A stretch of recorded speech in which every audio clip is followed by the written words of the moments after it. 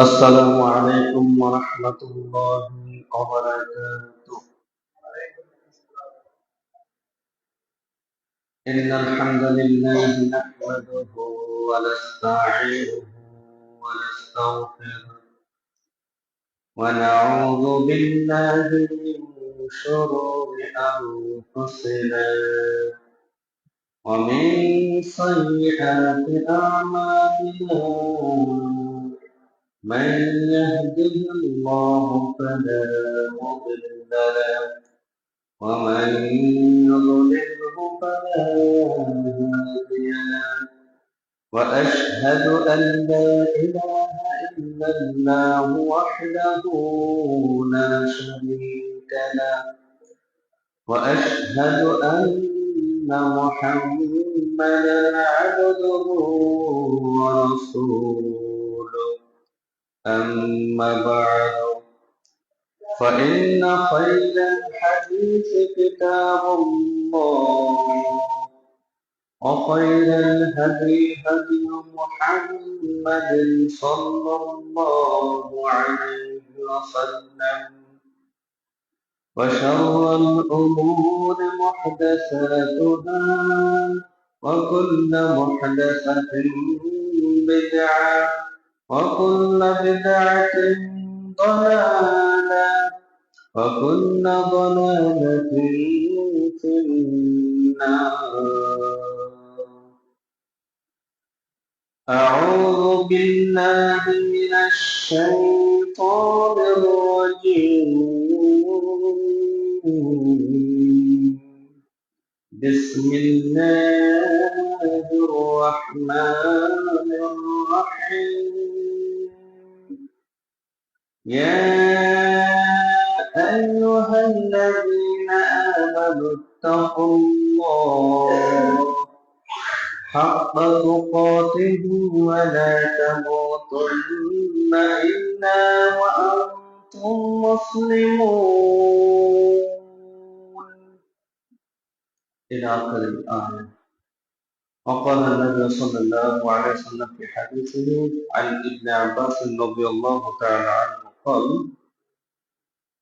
فرض رسول الله صلى الله عليه وسلم زكاة الفطر طهرة للصائم من اللغو والرفث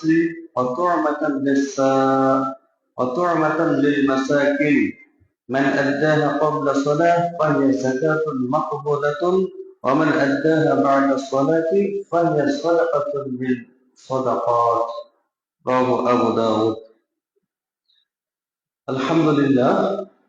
সমস্ত প্রশংসা, সমস্ত সিফত ও সানা, সমস্ত গণকীর্তন, যাবতীয় ইবাদত একমাত্র শুধুমাত্র সৃষ্টি জগতের প্রতিপালক মহান রব্বুল আলামিনের জন্য নিবেদিত এবং নির্ধারিত, যে মহান আল্লাহ তাআলা একক এবং অদ্বিতীয়, যে মহান আল্লাহ তাআলার সমকক্ষ কেউ নেই, যে মহান আল্লাহ তাআলা জীবন এবং মৃত্যুর মালিক, যে মহান আল্লাহ তাআলা আমাদের এখন পর্যন্ত সুস্থ শরীর রেখে, জীবিত রেখে এই পৃথিবীতে বসবাস করার তৌফিক দিয়ে আসতেছেন, যে মহান আল্লাহ তাআলা আমাদের রমজানুল মুবারক মাস আমাদের শ্রেষ্ঠ উপহার হিসেবে দান করেছেন, যে মহান আল্লাহ তাআলা এই গ্রামের মধ্য থেকে বাছাই করে চয়ন করে কতিপয় মুসল্লিদের, কতিপয় মুসলিম ভাই ও বোনদের এই জুমার দিনে রমজানুল মুবারক মাসে আগে ভাগে মসজিদে আসার তৌফিক দান করেছেন। আমরা সেই মহান আল্লাহ তাআলার শাহী দরবারে জানাই লক্ষ কোটি সিজদা ও শুকর। আমরা সকলেই সংক্ষিপ্ত পরিসরে তারই শিখানো ভাষায় বলি আলহামদুলিল্লাহ। অতঃপর অসংখ্য অগণিত সালাত ও সালাম বর্ষিত হোক আমাদের শেষ নবী, জনাবী, চূড়ান্ত নবী, সাইয়্যিদুল মুরসালিন, শাফিউল মুজলিমিন, আমাদের ভালোবাসার নবী হযরত মুহাম্মদ সাল্লাল্লাহু আলাইহি ওয়াসাল্লামের উপর, যিনি রমজানুল মুবারক মাসে মহান আল্লাহ তাআলার সান্নিধ্য লাভ করার জন্য সবচেয়ে বেশি ইবাদত করেছেন। যে মহান নেতা রমজানুল মুবারক মাসের শেষ দশকে লাইলাতুল কদরে ইবাদত করার জন্য জীবনকে সর্বাত্মকভাবে সাজিয়েছেন, সর্বাত্মকভাবে সবচেয়ে বেশি পরিশ্রম করে গেছেন, যেই মহান নেতা আমাদের জন্য আমাদের দুনিয়া এবং আখিরাতের পাথর হিসেবে তার জীবনী গ্রন্থ হাদিস রেখে দিয়েছেন, তার সুন্নাত, তার তরিকা আমাদের মাঝে রেখে গেছেন। আমরা সেই মহান নেতা মুহাম্মদ সাল্লাল্লাহু আলাইহি ওয়াসাল্লামের উপর অসংখ্য অগণিত সালাত ও সালাম পেশ করছি। বলি আল্লাহুম্মা সাল্লি আলাইহি, আল্লাহুম্মা বারিক আলাইহি। সম্মানিত হাজিরিন, আমরা মূলত রমজানুল মুবারক মাসের শেষ দশকের একেবারে শেষ প্রান্তে অবস্থান করছি। যদিও রমজানুল মুবারক মাসের আর মাত্র 2 অথবা 3 দিন অবশিষ্ট রয়েছে, মুসলিম জাতির কাছে, একজন মুসলিমের কাছে, একজন মুসলিম ভাই বোনদের কাছে আগামী আরো যে 2-3 দিন রয়েছে, এই 2-3 দিন তার জীবনের জন্য সবচেয়ে বেশি গুরুত্বপূর্ণ একটি সময়। তার জীবনের, আমাদের জীবনের এখনো সবচেয়ে মূল্যায়িত গুরুত্বপূর্ণ একটি সময় আরো 2-3 দিন রয়ে গেছে। আজকে প্রথমত রমজানুল মুবারক মাস, এটি একটি মহামহিমান্বিত, মহাসম্মানিত, মহামর্যাদা মণ্ডিত মাস। তার মধ্যে আজকে আবার জুমার বার, জুমার দিন, জুমার দিনেরও আলাদা একটা বৈশিষ্ট্য রয়েছে, মর্যাদা রয়েছে। সুতরাং আমরা এই দিন থেকে রমজান মাসের শেষ পর্যন্ত আমাদের জীবনের সবচেয়ে গুরুত্বপূর্ণ সম্পদ এবং সম্পত্তি হিসেবে মনে করে আমরা আল্লাহর সান্নিধ্য লাভ করার জন্য ইবাদতে মশগুল থাকবো। আল্লাহ তাআলা আমাদের তৌফিক দান করুক। সম্মানিত হাজিরিন, রমজানুল মুবারক মাস আমাদের মাঝে সবচেয়ে বড় মর্যাদা মণ্ডিত মাস। এজন্যই কোন রাসূলুল্লাহ সাল্লাল্লাহু আলাইহি ওয়াসাল্লাম হাদিস শরীফে ইরশাদ করেছেন যে আরগামাল্লাহু আনফা আক্তিল আও বাউদ, বান্দার নাক ধুলাই ধূসরিত হোক অথবা বান্দা ধ্বংস হয়ে যাক, বান্দা জাহান্নামীদের অন্তর্ভুক্ত হয়ে যাক, কেন? দেখা রমাদানে ফালান ইউগফার লাহু, যেই ব্যক্তি রমজান মাস পেল, যেই ব্যক্তি রমজান মাসের মধ্যে প্রবেশ করলো, অথচ সে নিজেকে গুনাহ মুক্ত করতে পারলো না, অথচ সে নিজেকে নিষ্পাপ করতে পারলো না, সে জাহান্নামীদের অন্তর্ভুক্ত হয়ে যায়, সে দূর হয়ে যায়, তার নাক ধুলাই ধূসরিত হয়ে যায়। নাউযুবিল্লাহ। সেটা আমরা সকলেই জানি, প্রত্যেককে নিজেদের সম্পর্কে জানি। আমি রমজান মাসকে কতটুকু মূল্যায়িত করেছি। এখনো 2-3 দিন সময় রয়েছে। লাইলাতুল কদর রজনী যদি আগামী দিনগুলোতেও থাকে, আপনি যদি এই একটা দিনও ইবাদত করতে পারেন, তবে আপনি সাকসেসফুল দুনিয়া এবং আখিরাতে। কারণ লাইলাতুল কদর রজনীর মর্যাদা যে অর্জন করতে পারলো, সে সব ধরনের কল্যাণ অর্জন করতে পারলো। আর যে ব্যক্তি লাইলাতুল কদরের কল্যাণ থেকে মাহরুম হলো, বঞ্চিত হলো, সে সকল প্রকার কল্যাণ থেকে বঞ্চিত হলো। সুবহানাল্লাহ, এত বড় একটা নিয়ামত পূর্ণ রাত। সুতরাং আসুন, আগামী রমজান আমরা পাবো কিনা জানি না, তবে এই রমজান আমরা পেয়েছি, এটা আল্লাহ তাআলার পক্ষ থেকে বিশাল একটা নিয়ামত। সুতরাং আমরা এখনো জীবিত আছি, জীবিত থাকাই মহান আল্লাহ তাআলার পক্ষ থেকে এক ধরনের বিশাল নিয়ামত। মরণ হয়ে গেলে, মৃত্যু হয়ে গেলে, আমার নিঃশ্বাস যখন ফুরিয়ে যাবে, তখন আর কোনো লাভ হবে না। সম্মানিত হাজিরিন, আপনি একটু ভার্চুয়াল জগতে যান, একটু নিজেকে চিন্তা করুন, যারা গার্জিয়ান আছেন, যারা অভিভাবক আছেন, মা ও বোন যারা আছেন, এই মুহূর্তে আমার সবকিছু যদি ধ্বংস হয়ে যায়, আমার যত ব্যাংক ব্যালেন্স আছে, আমার যত পিতা মাতা আত্মীয় স্বজন আছে, আমার যত জমা জমি আছে, আমার যত টাকা পয়সা আছে, সবকিছু যদি এই মুহূর্তে ধ্বংস হয়ে যায়, তাহলে আমার কেমন লাগবে? আমার কিরূপ আফসোস হবে? আমি কতটা নিঃস্ব হয়ে যাব? একটু চিন্তা করেন ভাই। মৃত্যু হলে এর চেয়েও বেশি আফসোস করে কোনো লাভ হবে না। রমজান মাস এসেছে, রমজান মাস এসেছে আপনাকে নিষ্পাপ করার জন্য। রমজান মাসে ইবাদত যদি আপনি না করতে পারেন, এই যে সবকিছু হারিয়ে গেলে যে কষ্ট হবে, যে আফসোস হবে, যে দুঃখ হবে, এর চেয়েও বেশি দুঃখ, বেশি আফসোস, বেশি কান্নাকাটি করতে হবে যদি আপনি রমজান মাসকে মূল্যায়ন না করেন। সম্মানিত ভাইরা, এমনিতে হেলায় খেলায় রমজান মাসের সিয়াম আমি পরিত্যাগ করছি। যেই দুনিয়াবি কাজ ফরজ সালাত, ফরজ বিধানকে পালন করতে বাধা দেয়, সেই দুনিয়াবি কাজ হালাল হওয়া সত্ত্বেও হারাম। বুঝেন নাই? জমা জমি চাষ করা, ব্যবসা করা, এগুলো হালাল কিনা এবং সবের কাজ। এই কাজগুলো করতে গিয়ে যদি আমি সিয়াম না রাখতে পারি, আলু খেতে বা জমা জমি চাষ অথবা রিক্সা চালানোর জন্য অথবা কোনো কাজ করার জন্য যদি আমি সিয়াম না রাখতে পারি, ওই কাজটা আমার জন্য হারাম। আমি কি করবো ওই কাজটা করে? আমি তো জাহান্নামের অন্তর্ভুক্ত হয়ে যাচ্ছি, আমি তো ধ্বংসপ্রাপ্তদের অন্তর্ভুক্ত হচ্ছি। এই কাজ আমাকে কয়দিন খাওয়াবে? এই টাকা পয়সা আমি কয়দিন নিয়ে বাঁচবো? এই দুনিয়ায় আমি কয়দিন থাকতে পারবো? আমার কি স্বাধীনতা আছে? আমার কি ক্ষমতা আছে? আমার কি পাওয়ার আছে? আমার যতক্ষণই হায়াত আছে একটা সেকেন্ড বৃদ্ধি করা? আমার আর সাপোজ 2 বছর হায়াত আছে, আমি 3 বছর জীবিত থাকতে পারবো? দুনিয়াতে চলে যেতে আমরা বাধ্য। দুনিয়া থেকে মৃত্যুর গ্রান্টি আল্লাহ তাআলা আমাদেরকে দিয়ে দিয়েছেন, মৃত্যু হবে।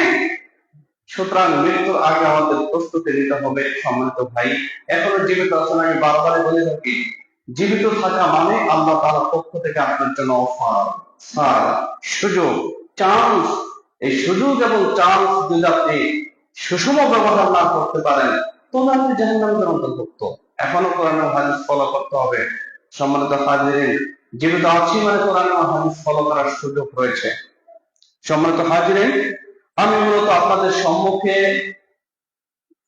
শেষ দশক অর্থাৎ রমজানুল কারীম মুবারক মাসের অনেকগুলো করণীয় কর্তব্য আছে, আমরা পর্যায়ক্রমে জেনেছি, বুঝেছি, এবং আরো কিছু করণীয় আছে, যেমন যাকাতুল ফিতর। আমি আজকের খুতবাতে সংক্ষিপ্তভাবে যাকাতুল ফিতর, ফিতরা আদায় কিভাবে করব, কি দিয়ে করব, কতখানি করব, কাকে দিব, এই সম্পর্কে, এবং আগামী 2-3 দিন পরে আমরা আমাদের ধর্মীয় মহা উৎসব ঈদুল ফিতর উদযাপন করতে যাচ্ছি। যারা জীবিত থাকবেন ঈদুল ফিতর পর্যন্ত, আমি মনে করি তারা সৌভাগ্যবান, তারা রমজানুল মুবারক মাসে ইবাদত করার সুযোগ পাচ্ছেন। সুতরাং ঈদুল ফিতরের দিন আমাদের কি করণীয় কর্তব্য রয়েছে এবং কি বর্জন রয়েছে, তাদের একটা সংক্ষিপ্ত তালিকা আপনাদের সম্মুখে উপস্থাপন করার প্রয়াস করব ইনশাআল্লাহ। আমার তৌফিক ইল্লা বিল্লাহ, তাওয়াক্কালতু আলাইহি ওয়া ইলাইহি উনীব। সম্মানিত হাজিরিন, যাকাতুল ফিতর, যাকাতুল ফিতর এটি কেন আদায় করতে হয়? যাকাতুল ফিতর মুহাম্মদ সাল্লাল্লাহু আলাইহি ওয়াসাল্লাম প্রত্যেক মুসলিমের উপর, প্রাপ্ত, অপ্রাপ্ত, বয়স্ক, রোগী, রোগাক্রান্ত, পুরুষ, মহিলা, ছোট বড় সকল ধরনের মুসলিম জাতির উপর, সেটা হোক মেয়ে অথবা ছেলে, ভাই মসজিদের আদব বজায় রাখতে হবে। তা নাহলে কিন্তু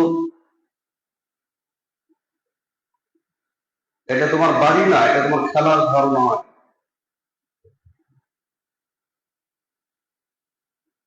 সম্মানিত হাজিরিন, বলছিলাম যাকাতুল ফিতর এটা সকল ধরনের মুসলিমদের উপর ফরজ, সকল ধরনের।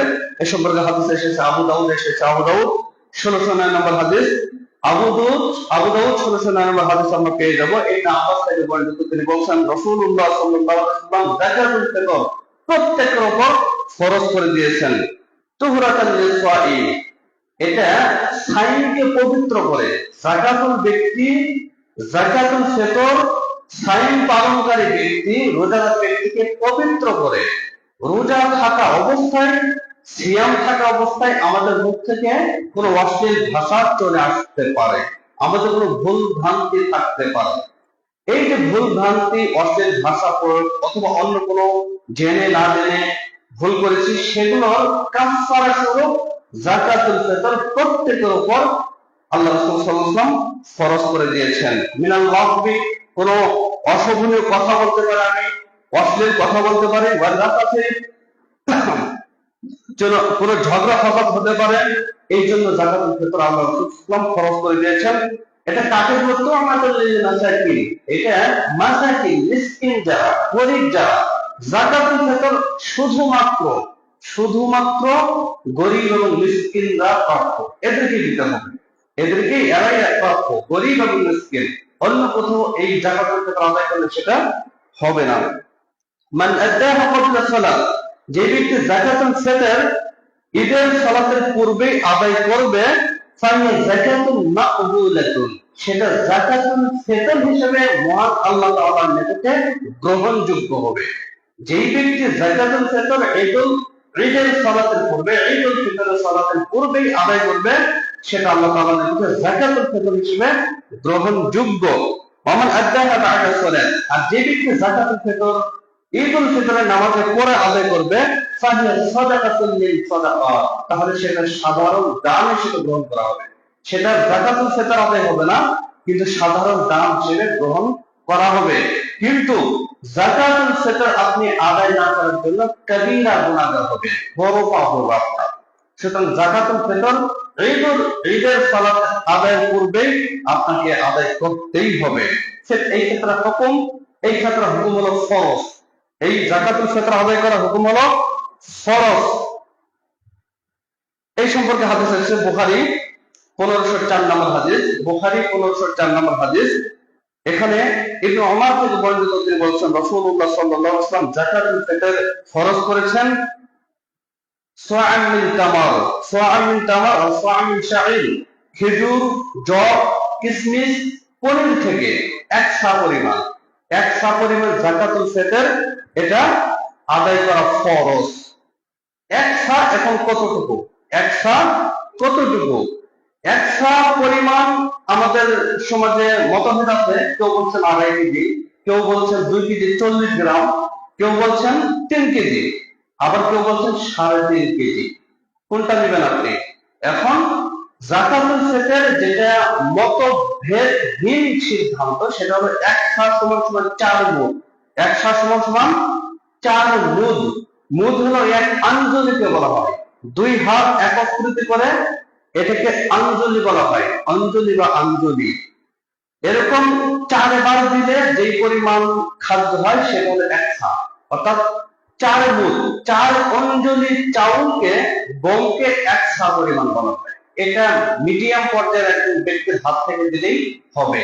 আপনি আপনার যাকাত যদি আপনার অঞ্জলি দিয়ে মেপে যান, তবে সেটা হবে সবচেয়ে বেশি কারেক্ট। আপনি যে সুন্নাহ পালন করলেন, 2.5 কেজি করে আদায় করলে হবে, 3 কেজি করে আদায় করলে হবে, আরো বেশি আদায় করতে পারেন, সেটা ব্যক্তিগত বিষয়। তবে 2 কেজি 40 গ্রামের কম মনে হয় হবে না, 4 মুদ পরিমাণ। এখন আপনার হাতে যদি 2 কেজি 40 গ্রামেরও কম হয়, তবে আপনি সেটা আদায় করতে পারবেন। এক কথায় এক সার পরিমাণ হলো 4 মুদ পরিমাণ খাদ্য। সেটা দেশের প্রধান খাদ্য, যেই খাদ্য দিয়ে আপনি জীবন যাপন করেন, যেটা আপনার দেশের প্রধান খাদ্য, যেটা 3 বেলা আমরা খেয়ে থাকি, 2 বেলা খেয়ে থাকি, সেটার মাধ্যমে যাকাতুল ফিতর আদায় করা মুস্তাহাব বা সুন্নাত। যাকাতুল ফিতর খাদ্য দেওয়ার যে আমি বললাম আমরা এক সা পরিমাণ, এক সা আপনি 2.5 থেকে 3 কেজি পর্যন্ত দিতে পারেন। একটু বেশি দিলেন সমস্যা নাই, কিন্তু কম হলে একটু সমস্যা রয়েছে। তো অনেকেই বলেন যে অর্ধ সা দিলেও হয়, অর্ধ সা দিলে হবে না, এক সা পরিমাণ আপনাকে দিতে হবে। এটা ব্যাখ্যার তালিকা রাখে, আমরা একটু ব্যাখ্যা করছি না। তো যাকাতুল ফিতর আদায় করার নিয়ম এবং সময়, যাকাতুল ফিতর আপনি কখন আদায় করবেন, যাকাতুল ফিতর কখন আদায় করবেন, এটা হলো সুন্নাত হলো ঈদের দিন সকালবেলা। ঈদের দিন সকালবেলা ঈদের সালাতের পূর্বে যাকাতুল ফিতর বন্টন করা সুন্নাত, তবে 2 দিন আগে থেকে বন্টন করা জায়েজ। 2 দিন আগে থেকে বন্টন করা জায়েজ। কেউ বলছেন 15 দিন আগে থেকে জায়েজ, কেউ বলছেন পুরো রমজান মাস ধরে আপনি এটা আদায় করতে পারবেন। তবে সবচেয়ে নিকটবর্তী সুন্নাত হলো ঈদের মাঠে যাওয়ার আগে ঈদের দিন সকালে আপনি যাকাতুল ফিতর আদায় করবেন, এটা হলো সুন্নাত। আর 2 দিন আগে অর্থাৎ আগামীকাল থেকে আপনি যাকাতুল ফিতর বন্টন করতে পারবেন, এটা জায়েজ, সব পাবেন, সমস্যা নেই। তাহলে যাকাতুল ফিতর ঈদের দিন সকালবেলা ঈদের সালাতের পূর্বে আদায় করা সুন্নাত, ঈদের দিন সকালবেলা, আর 2 দিন আগে থেকে যাকাতুল ফিতর আদায় করা জায়েজ, এটা আমাদের মনে রাখতে হবে। এখন সম্মানিত ভাই, যাকাতুল ফিতর আদায় আমরা কিসের মাধ্যমে করব, টাকা না খাদ্য? আমরা বারবারই বলছি যাকাতুল ফিতরের যতগুলো হাদিস আছে, যাকাতুল ফিতরের যতগুলো হাদিস আছে, একটি হাদিসের মধ্যেও টাকা দিয়ে বা মুদ্রা দিয়ে আদায় করার কথা বলা হয় নাই। কিন্তু আমরা যদি বলি যে টাকাই এখন সবচেয়ে সহজ এবং যারা দিবে তাদের জন্য সহজ, যারা দিবে তাদের জন্য সহজ, এটা আপনার মানে একটা মারাত্মক লেভেল পাপ হবে। সেটা হলো মানে আপনি যেন মনে করছেন বা আপনি যেন বোঝাতে চাইছেন যে আল্লাহ তাআলা যে যাকাতুল ফিতর খাদ্য দিয়ে আদায় করতে বলেছেন, আর মুহাম্মদ সাল্লাল্লাহু আলাইহি ওয়াসাল্লাম সহ লক্ষাধিক সাহাবীকে খাদ্য দিয়ে যাকাতুল ফিতর আদায় করেছেন, সেটা তারা ভুল করেছেন। নাউযুবিল্লাহ, বুঝেন নাই? মানে আমি যদি বলি যে যাকাতুল ফিতর টাকা দিয়ে আদায় করা ভালো, সহজ, তাহলে আমার এর দ্বারা কি প্রমাণ হয় যে আল্লাহ তাআলা তারা ভুল করেছেন, রাসূলুল্লাহ ভুল করেছেন? নাউযুবিল্লাহ, এরকম যদি মনে করি তাহলে তো আমার ঈমান থাকবে না।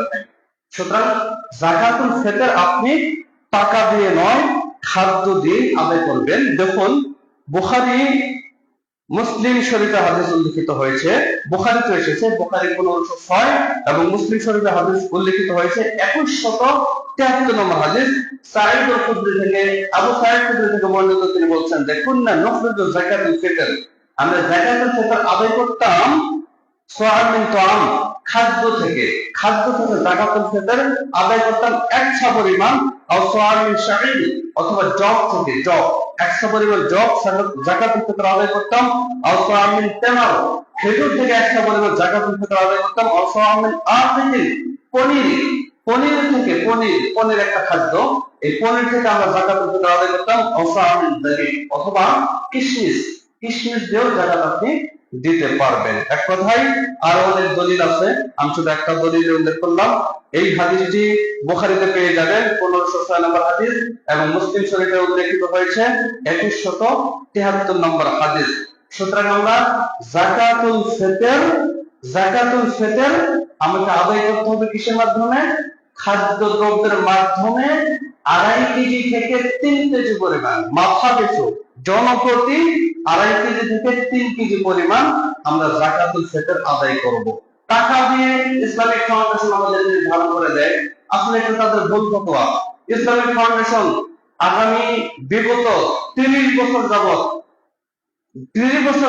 এই যে ইফতার সময়সূচি, ইফতার তারা 3 মিনিট পরে করতো, তারা সেভাবে সময়সূচি বের করতো। সাহারি 5 মিনিট আগে সাহারি খাওয়া বন্ধ করতো, ইফতার 5 মিনিট পরে ইফতার করতো। আলহামদুলিল্লাহ, এবার তারা ঠিক হয়ে গেছে। এবার তারা যথাসময়ে তারা ইফতারের সময়সূচি বের করেছে, যথাসময়ে সাহারি খাওয়ার সময়সূচি বের করেছে। অন্যান্য রমজানে কি আমাদের মসজিদের আগে তারা আযান দিয়ে ফেলতো সাহারিতে, আর এখন সাহারি খাওয়ার সময় শেষ হয়ে যায় কিন্তু তারা আযান দেয় না। আলহামদুলিল্লাহ, তারা ফিরে এসেছে। ইসলামিক ফাউন্ডেশন যদি আজকে বলতো যে টাকা নয়, খাদ্য দিয়ে যাকাতুল ফিতর আদায় করতে হবে, তাহলে আমরা সেটাই মানলাম। তাই এখানে অনেক ঝামেলা আছে। তার মানে কি, আমি যদি ইসলামী শরীয়তের উপর ইসলামিক ফাউন্ডেশনকে প্রাধান্য দেই, তাহলে ইসলামিক ফাউন্ডেশন আমার ইলাহ হয়ে গেছে, ইসলামিক ফাউন্ডেশন আমার কম হয়ে গেছে, আমি ইসলামিক ফাউন্ডেশনকে মানতেছি, গ্রহণ করতেছি। এখানে অনেক ঝামেলা আছে। শরীয়তের কাছে কোনো তরিকার খাওয়া নাই, শরীয়তের কাছে কোনো ব্যক্তির টাইম নাই, সময় নাই। শরীয়তের সবচেয়ে বেশি প্রাধান্য দিতে হবে, শরীয়তকে ইসলামী সমাজকে সবচেয়ে বেশি প্রাধান্য দিতে হবে। তাহলে আমরা খাদ্যদ্রব্য দিয়ে যাকাতুল ফিতর আমরা আদায় করব ইনশাআল্লাহ। জনপ্রতি মাথা পিছু 2.5 কেজি থেকে 3 কেজি পরিমাণ, অথবা আপনার যে আঞ্জলি আছে 2 হাত একত্রিত করে চাউল তুলবেন, 1 সা পরিমাণ 4 মুঠ, দুইজন থাকলে 8 মুঠ দিবেন, অর্থাৎ 1 সা 4 মুঠ, এরকম ভাবে আমরা আদায় করব ইনশাআল্লাহ। আমরা আশা করি যাকাতুল ফিতর সম্পর্কে কারো কোনো প্রশ্ন থাকবে না। যদি কোনো প্রশ্ন বা জানা থাকে পরবর্তীতে প্রশ্ন করার মাধ্যমে জেনে নিতে পারবেন ইনশাআল্লাহ। সম্মানিত হাজিরিন, আমরা এখন ঈদ প্রসঙ্গে আসবে ইনশাআল্লাহ। ঈদুল ফিতর, এটার বিধান কি? ঈদুল ফিতর আদায় করা অনেকে ওয়াজিব বলেছেন, অনেকে ফরজের কাছাকাছি নিয়ে গেছে, অনেকে আবার ফরজে কিফায়া বলেছেন। ঈদুল ফিতরের হুকুম, আসলে অনেকে যারা ফরজ বলেছেন তাদের দলিল মুফাসসাল লিলি রাব্বিকা ওয়ানহার, হে নবী তুমি তোমার মহান প্রভুর নামে সালাত আদায় করো, ওয়ানহার কুরবানি আদায় করো। অনেকে বলেছেন এই যে ফাসাল্লি তুমি সালাত আদায় করো, এটা দ্বারা অনেকে ফরজ সালাত হুকুম নিয়েছেন, আবার অনেকে ঈদের সালাতের কথা বলেছেন। তো এখানে আল্লাহ তাআলা হুকুম দিয়েছেন। তো মূলত ঈদের সালাত হলো ওয়াজিব, এবং এটা কোন মুসলিম ভাই বোন ত্যাগ করতে পারে না। যাকাতুল ফিতর যেরকম ছোট্ট থেকে বড় পর্যন্ত, মানে প্রাপ্ত অপ্রাপ্ত, নর নারী, ফকির মিসকিন, ধনী গরিব, সকলের পক্ষ থেকে আদায় করতে হয়। ঈদুল ফিতর একটা এইরকম একটা বিধান, একটা আমল, সকলেই অংশগ্রহণ করবে, যারা পৃথিবীতে আছে মুসলিম যারা, সকলেই এই ঈদুল ফিতর আদায় করবে, ঈদুল ফিতরের সালাত আদায় করবে। এটা হলো ওয়াজিব বা সুন্নাত, যেটাই হোক এটা আদায় করলে অনেক সওয়াব রয়েছে। আর ঈদুল ফিতর, ঈদুল আযহা, এটার হুকুম হলো একই ওয়াজিব বা সুন্নাত। এখানে হাদিস এসেছে একটা বুখারী মুসলিমে, বুখারী 980 নম্বর হাদিস, মুসলিমে 1941 নম্বর হাদিসে এখানে বলা হয়েছে, উম্মে আতিয়া থেকে বর্ণিত, তিনি বলেন রাসূলুল্লাহ সাল্লাল্লাহু আলাইহি ওয়াসাল্লাম বলেছেন, উম্মে আতিয়া থেকে তিনি বলেন যে উমিনা আন নাফরুদুল হাইদা ইয়াওমাল ঈদাইন, আমরা আদিষ্ট হয়েছি 2 ঈদের সালাতের মাঠে যেন আমরা উপস্থিত হই। কারা? হাইদা, যারা ঋতুবতী তারাও ঈদগাহ মাঠে উপস্থিত হবে। আল্লাহ রাসূল সাল্লাল্লাহু আলাইহি ওয়াসাল্লাম যারা ঋতুবতী এবং যারা ঋতুবতী নয়, যারা বৃদ্ধ, যারা বয়স্ক, যারা কিশোরী, কিশোর, যুবক, যুবতী, সকলে, বালক নাবালক, সকলে ঈদগাহ মাঠে যাওয়ার জন্য আল্লাহ রাসূল সাল্লাল্লাহু আলাইহি ওয়াসাল্লাম আদেশ করেছেন। ওয়া জাওয়াতাল ফুদরি ফায়াশহাদনা জামাআতুল মুসলিমিন, এবং আপামর জনসাধারণ সকলকে ঈদগাহ মাঠে যাওয়ার জন্য বলেছেন। উম্মে আতিয়া বলছেন যে আমরা সেই ঈদগাহ মাঠে উপস্থিত হতাম, জামাআতুল মুসলিমিন, মুসলিমদের জামাতে ঈদুল ফিতর, ঈদুল আযহায় উপস্থিত হতাম। ওয়া দাওয়াতুহুম মিয়াতাজিলুল হাইজ, এবং ঋতুবতী মহিলারা এক সাইডে থাকতো, এক কোনায় তারা থাকতো, তারা তার সালাত আদায় করতে পারবে না।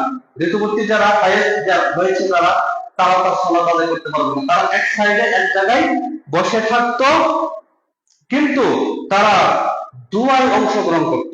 সেই ঈদগাহ মাঠে যে দোয়া হতো, ইমাম সাহেব যে দোয়া করত, দোয়ায় সে অংশগ্রহণ করত, কিন্তু তার সালাত আদায় করত না। এক মহিলা সাহাবী বলল, ইয়া রাসূলুল্লাহ, হে রাসূল সাল্লাল্লাহু আলাইহি ওয়াসাল্লাম, যে ইহদানা লাইসা লাহা জিলবাবুন, আমাদের মাঝে এমন কতিপয় বালিকা বা মহিলারা আছে যাদের পর্দা সিস্টেম নেই, মানে কাপড় নেই, বড় ওড়না নেই, অথবা কোনো বোরকা নেই, বড় ওড়না বা বোরকা নেই, যারা পর্দার সাথে ঈদগাহ মাঠে যাব। তখন রাসূলুল্লাহ সাল্লাল্লাহু আলাইহি ওয়াসাল্লাম বলেছেন যে লিতুল বিসহা সাহিবাতুহা মিন জিলবাবিহা, একজন মেয়ের যদি বোরকা না থাকে, বড় ওড়না না থাকে, তাহলে যে তার বান্ধবী রয়েছে, অন্য প্রতিবেশী মহিলা রয়েছে, তার কাছ থেকে একটা বড় ওড়না খরচ নেবে, হাওলাত নেবে, যে আমি ঈদগাহ মাঠে যাব, এসে তোমাকে আবার বোরকাটা, চাদরটা দিয়ে দিব। এইভাবে তার বান্ধবীর কাছ থেকে একটা ওড়না বা বোরকা ধার নেবে, খরচ নেবে। সুবহানাল্লাহ, বুঝেন নাই? আমরা কি এই হাদিস ফলো করি, মানি? মনে রাখতে হবে, পুরুষদের যেরকম ঈদগাহ মাঠে যাওয়া আবশ্যক বা ওয়াজিব, ঠিক একইভাবে মহিলারা, মা বোনেরা, তাদেরকেও ঈদগাহ মাঠে নিয়ে যাওয়া আবশ্যক। কোনো পার্থক্য নেই, কোনো ভেদাভেদ নেই। এটা হলো সবার ইবাদত। সুতরাং এটা মহিলাদের ঈদগাহ মাঠে নিয়ে যাওয়া এটাও একটা গুরুত্বপূর্ণ সুন্নাত। শুধু তাই নয়, ঋতুবতী মহিলা যাদের হাইজ হয়েছে তারাও এই ঈদগাহ মাঠে উপস্থিত হবে। সুবহানাল্লাহ। সুতরাং আসুন আমরা এই সুন্নাতটাকে আমাদের সমাজে নাই সেটা যেন বাস্তবায়ন হয়। যারা ঈদগাহ কমিটি আছেন, মসজিদ কমিটি আছেন, যারা গ্রামের লিডিং পয়েন্টে আছেন, তাদেরকে অনুরোধ জানাবো ঈদগাহ মাঠে যেন মা বোনদের ঈদের সালাত আদায় করার ব্যবস্থা করা হয়। সম্মানিত হাজিরিন, ঈদের মাঠে যাওয়ার আগে ঈদের মাঠ হবে খোলা ময়দান, জানেন এটা সুন্নাহ, খোলা ময়দান। ঈদের মাঠ জাঁকজমক করা এটা অনেকেই হারাম বলেছে। অনেকেই দুর্যোগপূর্ণ আবহাওয়া থাকলে দুর্যোগপূর্ণ আবহাওয়া থাকলে বৃষ্টি থেকে বাঁচার জন্য সে ঈদগাহ মাঠকে সুসজ্জিত করতে পারে, তাবু টানতে পারে, বিনা প্রয়োজনে ঈদগাহ মাঠ সাজানো হারাম, এটা অপচয়ের মধ্যে পড়বে।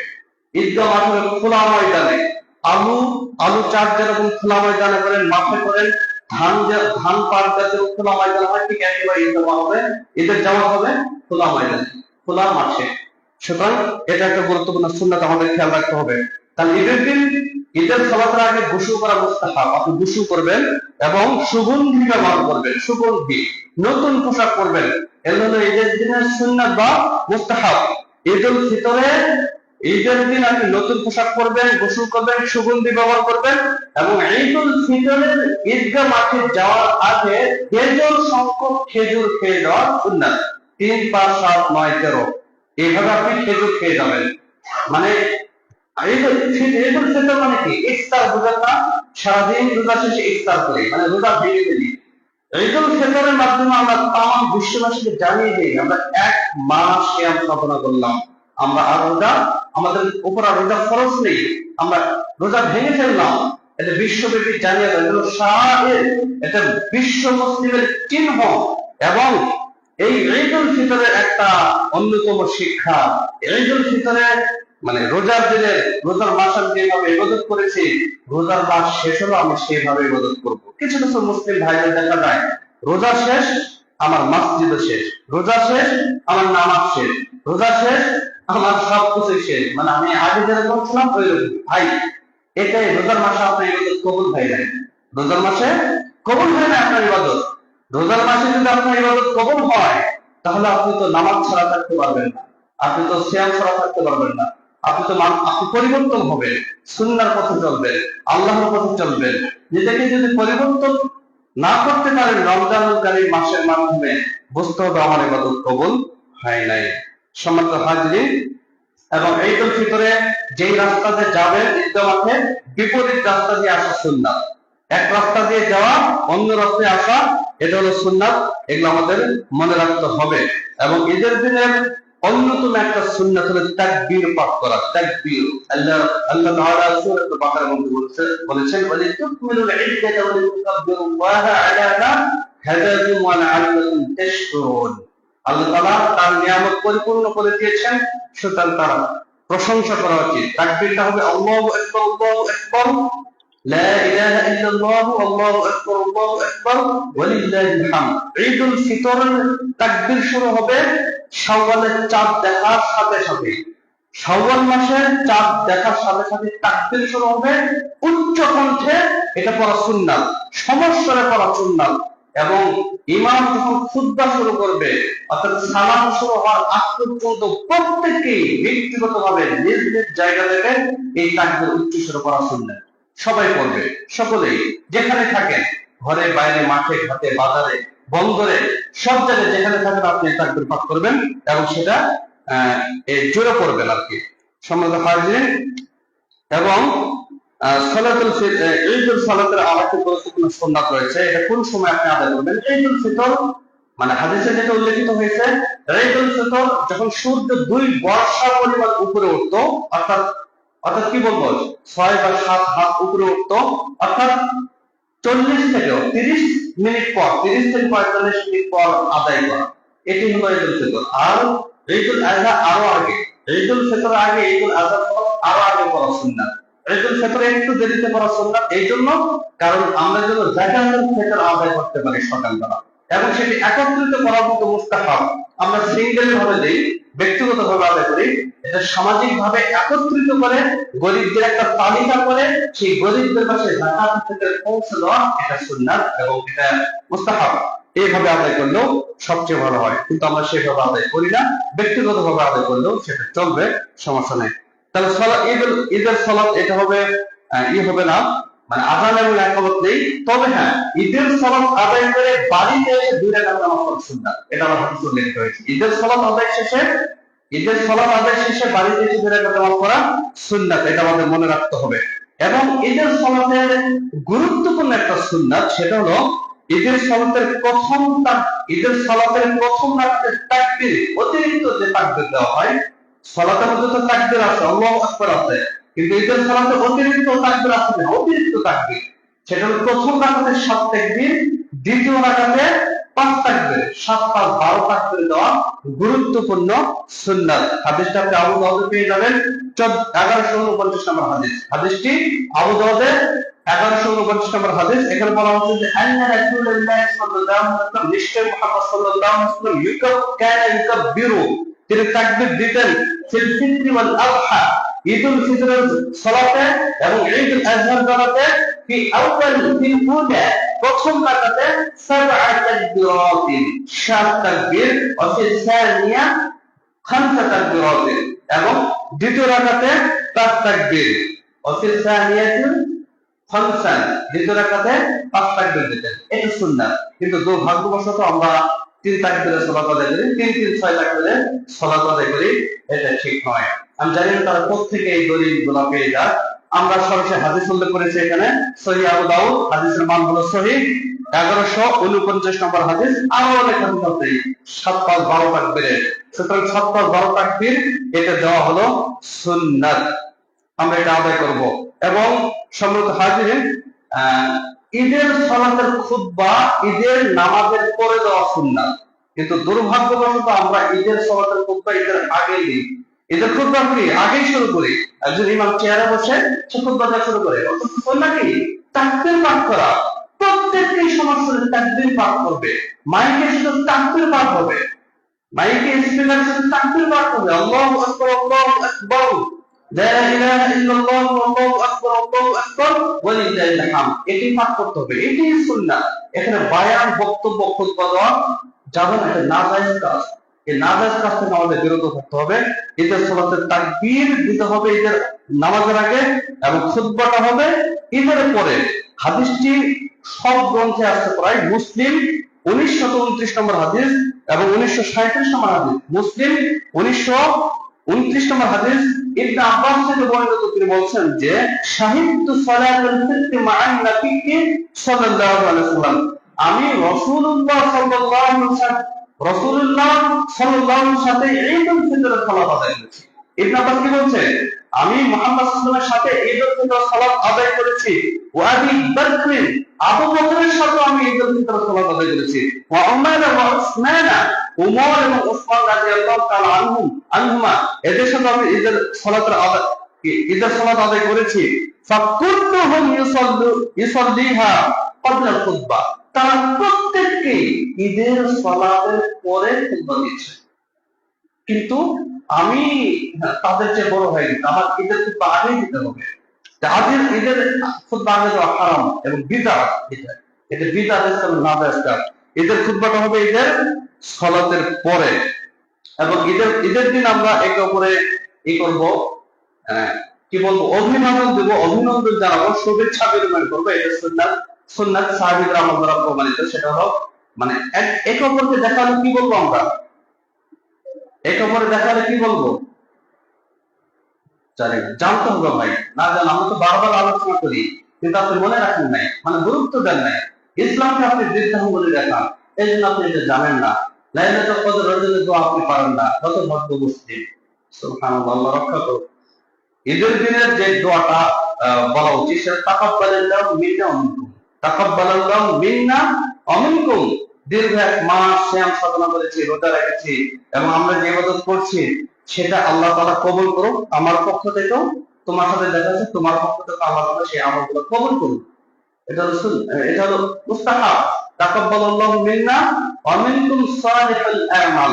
এভাবে আপনি পরস্পর অভিনন্দন জানাতে পারেন, ঈদ মোবারক বলতে পারেন, জায়েজ আছে। তবে ওগুলো বলা হচ্ছে তাকাব্বালাল্লাহু মিন্না ওয়া মিনকুম সালিহুল আমাল, এগুলো বলা বেশি উত্তম। সুতরাং আমরা এগুলো বলার চেষ্টা করব।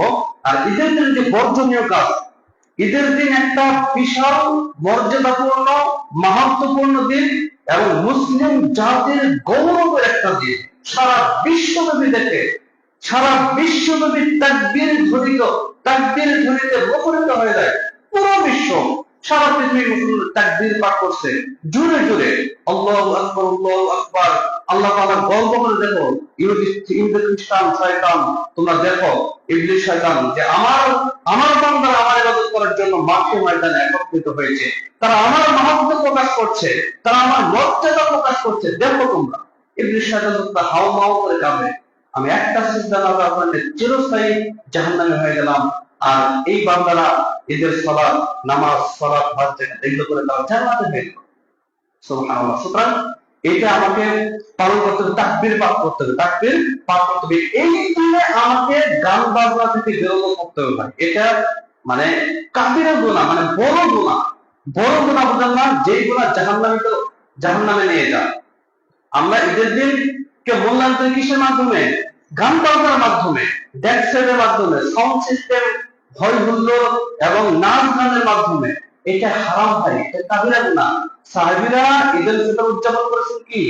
পরস্পর খোঁজ খবর নেওয়ার মাধ্যমে, কোন ভাই অভাবে আছে কিনা, কষ্টে আছে কিনা। এই জন্য যাকাতুল ফিতর ঈদের দিন সকালে তারা আদায় করতেন, খুশিতে আদায় করতেন, পরস্পর খোঁজ খবর নিতেন এবং তারা যে ইবাদত করতে পেরেছে, সালাত সিয়াম আদায় করতে পেরেছে, এটাই তাদের আনন্দের বিষয়। আর আমার আনন্দের বিষয়, মানে যেই মহিলার সাথে আমার কথা বলা হারাম, যেই মহিলার সাথে আমার কথা বলা হারাম, তাকে নিয়ে আমি আড্ডা দিচ্ছি পার্কে, ময়দানে, টাউনে, শহরে, বন্দরে, গাড়িতে আমরা নাচতেছি।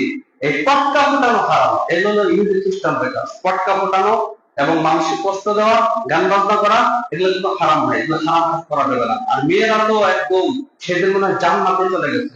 এরম এরম শাড়ি আর 3 পিস, 2 পিস, 1 পিস, 1 পিস এগুলো পরে, মানে কি বলবো ভাই, মানে এটা একবারে, মানে কি বলবো, পশ্চিমা কান্ট্রির মতো, ইহুদি খ্রিস্টানদের মতো চলাফেরা আমাদের, ইউরোপ, আমেরিকান, ওয়েস্টার্ন কান্ট্রিদের মতো আমাদের চলাফেরা। আমাদের যে স্বাধীনতা বজায় রাখতে হবে। আমার দেহ, আমার আব্রু যদি ঢেকে থাকে, সেটা আমারই তো মর্যাদার কারণ, আমারই তো সম্মানের কারণ। আমি যদি আমার বুক, পিঠ, পেট এগুলো দেখে বেড়াই, তাহলে সেটা আমার দেহের জন্য ক্ষতিকর। আমি একসময় ধর্ষিতা হতে পারি। কোন এক ছেলে আমাকে কুপ্রস্তাব দিতে পারে, কোন এক ছেলে আমাকে টেনে হেঁচড়ে হোটেলে নিয়ে যেতে পারে। এটা আমাদেরই কারণ। সম্মানিত মা বোনদের আমি অপমান করছি না। আপনার সম্মান বৃদ্ধির জন্য আপনি আপনার চেহারা আব্রুকে ঢেকে রাখবেন। পর্দাশীল কি বললেন? যে একজনের যদি বোরকা না থাকে, তার অপর মেয়ের কাছ থেকে বোরকা খরচ করে ঈদের মাঠে নিয়ে যাওয়া, তাও ব্যাপারটাই যাওয়া যাবে না। পর্দা করতে হবে ভাই। পর্দাশীল শুধু মেয়েরা না, ছেলেদেরকেও পর্দা করতে হবে। আমরা যেন মানে চক্ষুকে, ছেলেদের পর্দা কি, কোনো মেয়ে দেখলে এভাবে তাকিয়ে না থাকা, মানে নজরটা নিচের দিকে দেওয়া, এটা হচ্ছে ছেলেদের পর্দা। সেখান থেকে আমাদের হেফাজত করতে হবে। আল্লাহ তাআলা আমাদের হেফাজত করুন। আমরা যে যাকাতুল ফিতর সম্পর্কে আলোচনা শুনলাম এবং ঈদের দিনে কি করণীয়, বর্জনীয়, সেটা শুনলাম। আমরা যেন কর্তব্য পালন করতে পারি, ফলো করতে পারি। আমাদের তৌফিক দান করুন আমিন। বিশেষ করে ছেলে মেয়েরা আছে, আপনারা গান বাজনা, পটকা ফোটান, বাজারে দোকানে সব পটকার বাহার দেখবেন, এগুলোর জন্য টাকা অপচয় করবেন না। প্রথমত টাকা অপচয় করা হারাম, দ্বিতীয়ত এগুলা পরে ক্ষতির সম্মুখীন করছেন আপনার ছেলেকে, মেয়েকে, অপরকে কষ্ট দিচ্ছেন। এগুলো করবেন না ভাই। অভিভাবক বৃন্দ যারা আছে, সেই আছে, আমাদের সতর্ক হতে হবে। আমাদের ছেলেমেয়েরা যেন কোন বিধর্মীদের কালচার যেন গ্রহণ না করে, কোরআন এবং সুন্নাহ বহির্ভূত যেন কাজ না করে, সেটাকে খেয়াল করবেন। আল্লাহ তাআলা আমাদের তৌফিক দান করুন। আল্লাহুম্মা আমিন।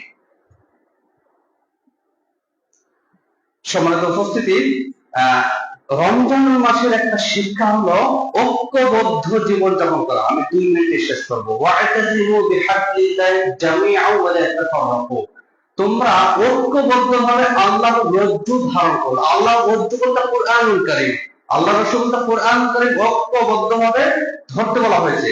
ইসলামের মধ্যে ঐক্যবদ্ধভাবে প্রবেশ করতে বলা হয়েছে। এতে ফলাফল কি হবে? প্রত্যেকটি বিধান পালন করতে আমাদের সুবিধা হবে। কোন কাফের, মুশরিক, ইহুদি, খ্রিস্টান তারা আমাদেরকে অ্যাটাক করতে পারবে না।